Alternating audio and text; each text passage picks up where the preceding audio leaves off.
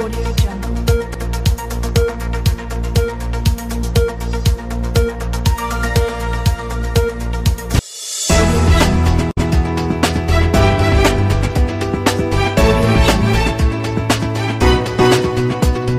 नमस्कार, आप देख रहे हैं एसआर अशोकनगर। मैं हूं आपके साथ हितेंद्र भदौलिया। आज एक ऐसी खबर कह लीजिए या एक ऐसे मामले के साथ आपके साथ में हूं जिसको लेकर कई सारे प्रश्न एक साथ खड़े होते हैं और उनके उत्तर तलाशने के लिए आपको ही जिम्मेदार छोड़ देता हूं। दरअसल अशोकनगर शहर के बारे में एक आम राय होती जा रही है, राजनीति को लेकर भी, अशोकनगर शहर के नागरिकों के व्यवहार को लेकर भी और प्रदेश स्तर पर बैठे लोगों के द्वारा अशोकनगर के बारे में सोच को लेकर भी। इस एक घटना के माध्यम से मैं तीनों या तीन से अधिक बिंदुओं पर एक साथ आपसे चर्चा करता हूं। किसी भी अधिकारी से या जिम्मेदार आदमी से कोई बात नहीं की जाएगी। सीधी बात ये होगी कि इस तरह की चीजों पर क्या अब जनता को भी कुछ करना पड़ेगा। मुद्दा असली में अशोकनगर जिले में बने नवीन कलेक्ट्रेट भवन को लेकर है। कहने के लिए आधिकारिक तौर पर इस बिल्डिंग को 2 नवंबर को पूर्ण होने का प्रमाण पत्र जारी कर दिया गया।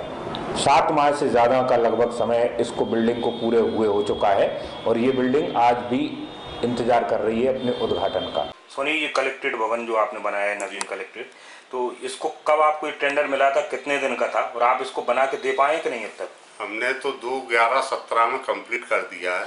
2 साल के समय के लिए हमको एक कार्य मिला था और हमने समय पे ही इसको पूर्ण कर दिया है और आज 6 महीने से उद्घाटन एवं हैंडओवर के इंतजार में भवन पड़ा हुआ। क्या आप ये उम्मीद कर सकते हैं या आपने कोई ऐसा उदाहरण देखा होगा किसी शहर में, मध्य प्रदेश या मध्य प्रदेश के बाहर, कि उनके यहाँ की सबसे बड़ी सौगात, जैसे प्रदेश के मुखिया से लेकर तमाम सारे भारतीय जनता पार्टी के नेता अब तक की सबसे बड़ी सौगात कह रहे थे। दरअसल अशोकनगर के साथ अनूपपुर और बुरहानपुर भी जिले बने थे, ये लोग सब शायद भूल जाते हैं और इनकी कलेक्ट्रेट कब बन के तैयार हो गई है इस बात के बारे में ये नहीं सोचते। दरअसल इनका कहना सिर्फ इतना है कि हमने दिया है, पर कितनी देर से ये बिल्डिंग हमको मिली है, एक तो ये प्रश्न बहुत बड़ी बात है और इसके पीछे की राजनीतिक नकारापन की एक बहुत बड़ी कहानी है, वो किसी दूसरे समय आने पर बात करेंगे। अभी मुद्दा कलेक्ट्रेट बिल्डिंग को उद्घाटन को लेकर किया जा रहा है। अब आप ये बताइए कि 18 करोड़ रुपए की लागत से ये बिल्डिंग बन चुकी है। वर्ष 2014 में इसका बनना शुरू हुआ था। 2 साल का इसमें समय दिया गया था, 2 की जगह 2.5 साल में हुई। कुछ अमेंडमेंट भी हुए, कुछ इसमें बढ़ोतरियां भी हुई।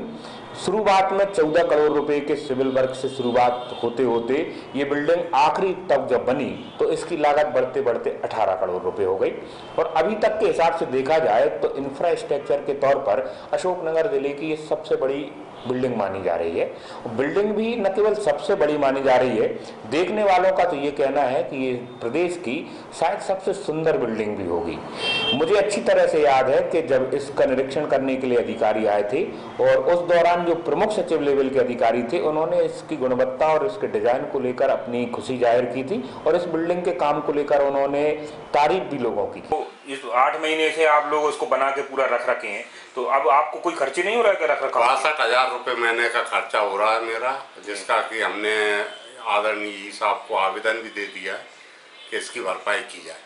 अच्छा, एक चीज बताइए, आप अपनी तरफ से बना के पूरा कंप्लीट कर चुके हैं, विभाग को सूचना भी दे चुके हैं, अगर आप ये हैंड ओवर नहीं लिया तो फिर क्या आप मतलब क्या सोच रहे हैं, कोर्ट जाएंगे इसको करने के लिए? अब हाँ, इंतजार कर रहे हैं, यदि हो जाता है तो अच्छी बात है, नहीं तो आगे की कार्रवाई सोचेंगे, विचार करेंगे उसमें। अब मुद्दा यही है, क्या ये शहर बिल्कुल सौतेलापन का शिकार होते जा रहा है या यहाँ राजनीतिक इच्छा शक्ति का बिल्कुल अभाव हो गया है? क्या किसी शहर की कलेक्ट्रेट जैसी बड़ी बिल्डिंग जिससे पूरे जिले का संचालन होता है, और ये संयुक्त कलेक्ट्रेट है, शायद कम लोग जानते हैं कि न केवल कलेक्ट्रेट बल्कि कलेक्टर के अंदर आने वाले सभी कार्यालय और पुलिस अधीक्षक और उनके कार्यालय एक साथ होंगे, तो संयुक्त कलेक्ट्रेट को तो होना ये चाहिए था कि जितनी जल्दी से जल्दी हम उसका उद्घाटन करा दें उतना बेहतर होगा।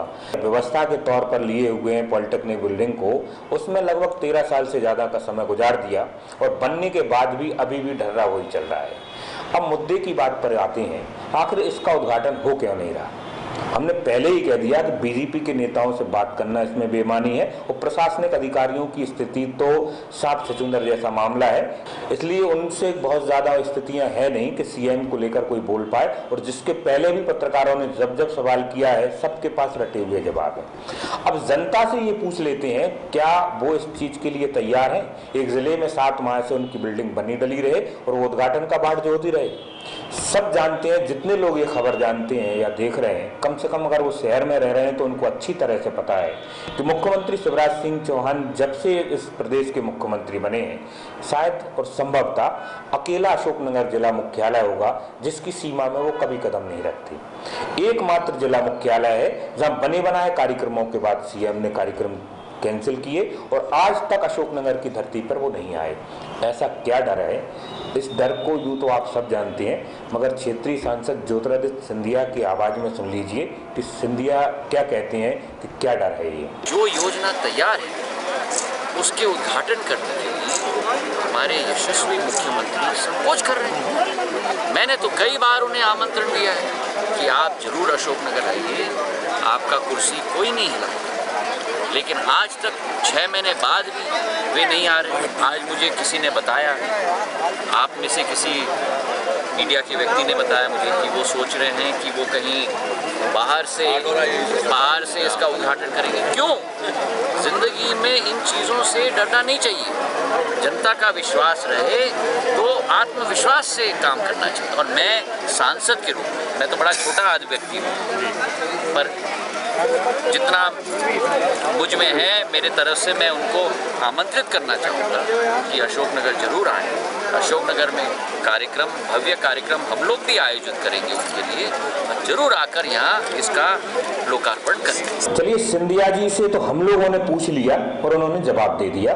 बाकी सिंधिया हर महीने आते कि इस मुद्दे को लेकर कभी उन्होंने आंदोलन जैसी कोई बात की हो या कभी तीव्रता से जिम्मेदार लोगों से भी बात की हो, खैर वो उनका मामला था। पर कांग्रेस जिनके पास विपक्ष की भूमिका थी, आपने कभी देखा है कि इस मुद्दे को लेकर या इससे इतर भी कई मुद्दों को लेकर कभी विकास के नाम पर खड़ी हुई हो? अशोकनगर शहर में अगर प्रशासनिक ढर्रेक के बिगड़ने का सबसे बड़ा एक कारण है तो कमजोर विपक्ष को लेकर है। अशोकनगर की कांग्रेस के हालात इतने बदतर होंगे ये शायद ही किसी ने सोचा था, और विपक्ष के इतने कमजोर होने के कारण भी ये सब चीजें होती हैं कि सत्ता तंत्र पर किसी भी तरह का कोई दबाव नहीं है। वरना ऐसी कोई कारण नहीं था कि अगर कांग्रेस इस मुद्दे को हथियाती, आंदोलन के तौर पर काम करती तो उद्घाटन न हो पाता। पर शायद कांग्रेसियों में इतना मद्दा नहीं है कि वो अपने दम पर इस तरह के आंदोलन कर सकें, इसलिए कांग्रेस के बारे में बात करना भी लगभग बेमानी सी हो जाती है। अब मुद्दे की बात करते हैं प्रशासनिक अधिकारियों की और बीजेपी की, तो उनका मामला इतना नहीं बनता कि सीएम के ना आने पर वो कोई स्पष्ट प्रतिक्रिया दे दें या पूछे गए सवालों का सीधा जवाब दे दें। अब सीधे सीधे चलते हैं हम जनता की तरफ। जनता जो आजकल के नौजवान है, जो व्हाट्सएप पर तमाम सारी चीज़ें कर रहे हैं, और व्हाट्सएप पर अगर इसका उद्घाटन हुआ होता तो मुझे लगता है कि 1 नवंबर को ये शुरू हुआ था, उसके पहले ही इसका ओपनिंग किया जा चुका था, हो जाता। बार बार इसको लेकर बातचीत करते रहते हैं कि क्यों नहीं हो रहा। पर उनमें से सभी लोगों से जिनके जहन में ये चीज़ आई है, उनसे भी एक सवाल है, क्या कभी आपने जिम्मेदारों से सवाल किया है और क्या इस लेवल पर सवाल किया है कि आपकी सुनी जाए? ये तीसरा बड़ा प्रश्न है कि कहीं जनता भी इस मामले में दोषी तो नहीं है कि वो अपने अधिकारियों को मांगना ही भूल गई है, और जब वो नहीं मांग रही तो कोई उनको क्यों दे देगा? और चौथा और आखिरी प्रश्न इसमें ये आता है, क्या वास्तव में मुख्यमंत्री अंधविश्वासी हैं? और इसका सवाल सिर्फ मुख्यमंत्री दे सकते हैं, इसलिए इस प्रश्न को तो यहीं छोड़े देते हैं।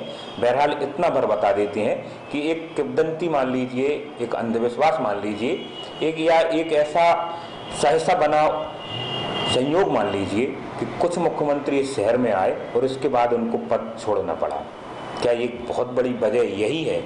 और अगर अंधविश्वास एक बहुत बड़ी वजह है तो लोकतंत्र में इससे बुरा और कुछ नहीं हो सकता कि 18 करोड़ की से बनी जो है योजना या भवन जनता को सिर्फ इसलिए नहीं मिल रही कि उसका प्रदेश का मुखिया उन्हें समय नहीं दे पा रहा है, और समय इसलिए नहीं दे पा रहा कि वो इस बात से डर रहा है कि अशोकनगर आएंगे तो पद से हट जाएंगे।